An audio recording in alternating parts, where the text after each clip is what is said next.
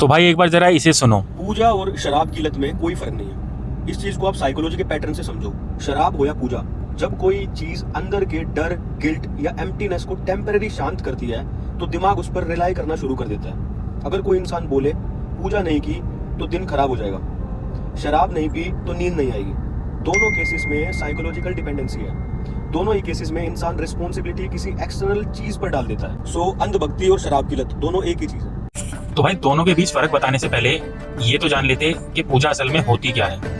भगवान के आगे हाथ जोड़कर मंदिर में दिया जलाने का मतलब पूजा नहीं होती। पूजा का मतलब है अच्छे कर्म करना और तुम्हारा जन्म किस लिए हुआ है, किस उद्देश्य से हुआ है, इस बात को जानना। जहां से तुम्हारी शुरुआत हुई है, जीवन की शुरुआत हुई है, तुम्हारे अपने अंत से पहले उस बात को जानना जरूरी है। शराब का नशा कुछ देर तक चलता है, उसके बाद नशा उतर जाता है और बाद में तुम्हारा जीवन और भी ज्यादा बदतर हो जाता है। शराब का नशा तुम्हारे जीवन को और भी ज्यादा खराब कर देता है। और वहीं जब इंसान पूजा करता है, आध्यात्मिक होता है, जब वो उस माया के नशे से बाहर आता है तो उसको जीवन की हकीकत पता चलती है। इसीलिए पूजा और नशे में जमीन आसमान का फर्क है। लेकिन वो फर्क देखने के लिए तुम्हें जो नजर चाहिए वो आध्यात्मिक होकर मिलेगी। बिना अध्यात्म के रास्ते पे चले तुम उस नजर को पा नहीं सकते। कोई भी वीडियो बनाने से पहले तुम्हें उस चीज के बारे में जान लेना चाहिए।